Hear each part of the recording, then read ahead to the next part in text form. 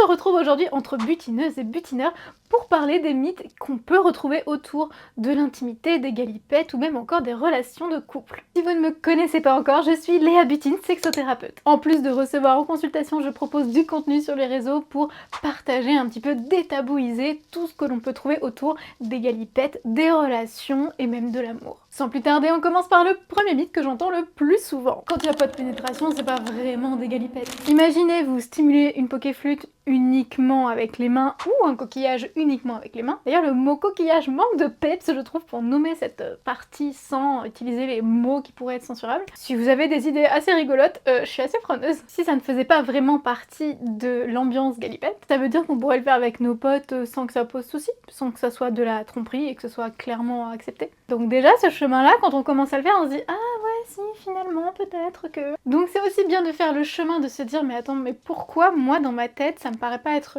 des vraies galipettes quand il n'y a pas de pénétratif? Est-ce que c'est parce que je n'ai connu que ça, et donc je ne me fie qu'à ça? Est-ce que dans le non-pénétratif, je n'ai pas trouvé la chose qui me fait du bien? Est-ce que j'ai peur peut-être de guider mon ou ma partenaire aussi, pour qu'il ou elle fasse au mieux? Plein de petites questions comme ça qu'on peut se poser ensemble. Et beaucoup de couples vivent leur galipette par ce chemin-là pour plein de raisons, que ce soit des douleurs, que ce soit de la flemme aussi, pour avoir un peu moins chaud mais se faire plaisir quand même, ou même par pur plaisir tout simplement. Pour moi, c'est un mythe à vraiment revoir de fond en comble. On passe au suivant. Ah non, mais une meuf qui s'est fait rouler dessus par plein de mecs, elle a une mais explosé. Ça, je suis sûre que je suis pas la seule à l'avoir entendu parce que c'est des choses qu'on voit pas mal sur les réseaux. Pour le plus grand désarroi de beaucoup d'hommes qui vont tomber de haut après cette information. Non, ce n'est pas possible de déformer un coquillage avec moult pokéflûtes qui seraient passées par là. Et j'ai même envie de dire pourquoi elle serait déformée au passage de plusieurs pokéflûtes, mais pas au passage régulier d'une. Bon, après, ces personnes-là ne sont pas forcément les plus instruites sur ce sujet, donc je me doute que la réflexion ne va pas non plus très loin. On va dire qu'au maximum, s'il y a des modifications corporelles, ce sera certainement à la suite d'un accouchement, mais rien n'est visible de l'extérieur. Sauf cas exceptionnel de chirurgie assez lourde, tu ne peux pas regarder le coquillage d'une personne et deviner si elle a eu beaucoup de partenaires ou non. La forme d'un coquillage en extérieur va vraiment varier d'une personne à une autre, et très souvent avec des lèvres qui peuvent dépasser, qui vont être asymétriques aussi. Parce que les standards que vous voyez dans les films pour adultes, dans la vraie vie, ça se passe pas comme ça. Évidemment qu'il y en a, mais c'est une forme parmi tant d'autres. Mythe suivant.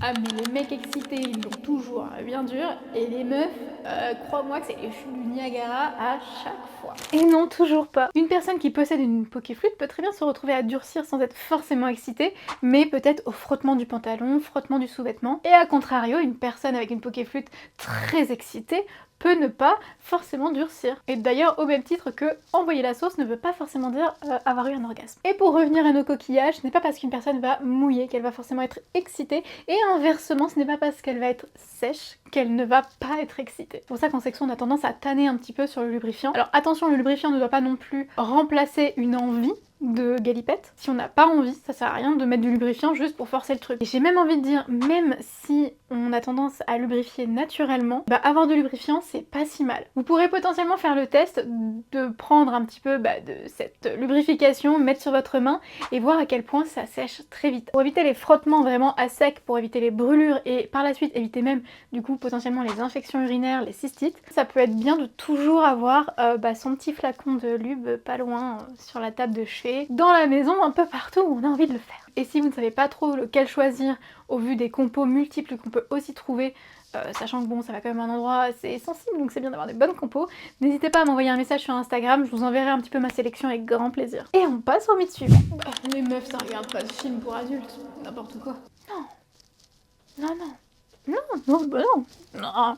Bah si, complètement. Les femmes regardent des films pour adultes. Évidemment, au même titre que les hommes, il y a des personnes qui vont avoir des sensibilités, des envies qui vont être attirées par ce contenu et d'autres non. J'ai envie de dire, ça c'est assez commun à toute la population. Mais partir du principe que, en général, globalement, les femmes ne s'intéressent pas du tout à ça, là par contre c'est faire fausse route. On peut même remarquer que sur les sites assez mainstream, des femmes hétéros vont regarder du contenu lesbien parce qu'en fait ça va être ça finalement la thématique ou le style de contenu qui vont leur permettre de se projeter, de projeter leur plaisir parce que c'est à ce moment qu'on va davantage s'occuper des coquillages. Après pas que, évidemment, c'est comme tout. Et malheureusement, la plupart de ces films sont tournés avec un regard masculin, ce qui ne permet pas totalement aux femmes de se projeter et de travailler également leur imaginaire de leur côté. Heureusement maintenant on a des sites comme Chicks où les femmes peuvent enfin se projeter sans forcément qu'il y ait des pratiques un petit peu hardcore, on va dire, destinées aux femmes la plupart du temps. Un ensemble de pratiques adaptées à ce que l'on aime parce que le site nous demande dès le départ « Ok, toi tu préfères quoi ?» Le site met donc en avant ces contenus-là pour nous, ça nous permet d'être focus sur vraiment le style que l'on peut apprécier et mettre un peu de côté ce qui nous parle un peu moins sans y être forcément confronté. Bien évidemment, c'est quelque chose sur lequel on peut revenir.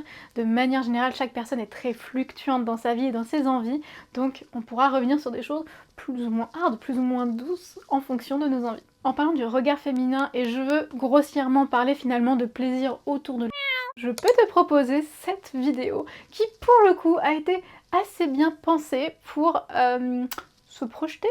Et vous avez 7 jours gratuits avec mon code pour savoir si potentiellement ce genre de contenu, ça peut être votre cam. Mythe suivant. Ça fait au moins 3 mois qu'on n'a rien fait. C'est sûr, on va se séparer. Celui-là, j'avoue, c'est le mythe qui me rend un peu le plus triste. La plupart du temps, beaucoup de personnes associent le fait de faire des galipettes à l'amour. Je ne fais ça qu'avec une personne que j'aime. Et si la personne m'aime, elle aura envie de le faire avec moi. Et inversement, si je l'aime, j'aurai envie de le faire avec elle. De manière très spontanée, et toute notre vie, ce sera comme ça. Alors que pas du tout. Quand on isole bien que l'amour, c'est un sentiment et que les galipettes sont plutôt un exercice physique, ça permet déjà un chemin de réflexion sur le sujet. Maintenant, j'ai envie de dire, est-ce que l'amour d'une personne ne se résume qu'à partager ses moments intimes avec son corps? Est-ce que vous avez d'autres activités qui vous permettent de vous connecter autrement que charnellement? Et surtout, la plupart du temps, on va avoir 2 teams dans les galipettes. Il y a des personnes qui vont adorer faire ça pour se détendre et d'autres qui auront besoin d'être détendues pour adorer faire ça. Parce que la personne qui a besoin d'être bien pour aller vers des galipettes, si le travail ça va pas, si avec les enfants ça va pas, si dans le couple ça va pas, si dans notre cercle amical ça va pas, si dans la famille ça va pas, si notre santé ça va pas. En fait, ce sont des facteurs hyper impactants. Alors ça ne veut vraiment pas dire que ça ne reviendra jamais, ça veut dire que ces facteurs, il faut les prendre en considération et voir un petit peu comment on peut déjouer ce que ça implique pour nous. Mais là où c'est compliqué, c'est que la personne qui a le plus de libido va devoir suivre le rythme de la personne qui en a le moins.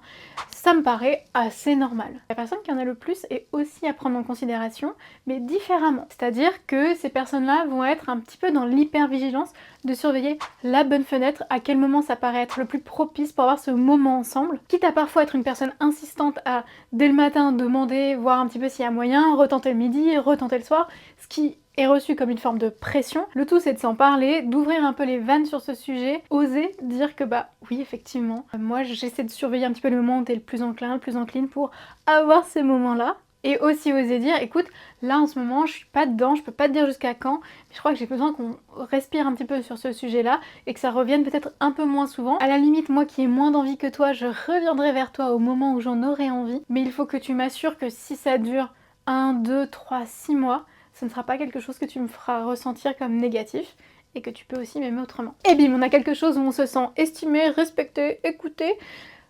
C'est tout ce qu'on demande. Dans ces moments-là, il faut aussi recréer une équipe. Votre partenaire n'est pas que source de galipettes. Vous pouvez faire plein d'autres choses et ça, il va falloir le faire ressentir pleinement dans le couple. Bien évidemment, j'ai essayé de faire assez concis pour vous donner un peu une fenêtre sur ces choses qui méritent parfois d'être un petit peu réfléchies et repensées. Mais si vous estimez que vous avez encore des questions, que vous avez besoin de creuser certains points, n'hésitez jamais à avoir un ou une professionnelle dans le domaine. On est là pour répondre à vos questions, pour trouver des solutions adaptées à vous. Et même si ça peut paraître impressionnant, un cadre thérapeutique autour de la sexo, dites-vous qu'en tant que thérapeute, on avance aussi à votre rythme et que notre but, c'est que vous vous sentiez bien. C'était Léa Butine, je vous dis à très vite pour de prochaines butineries. Mouah.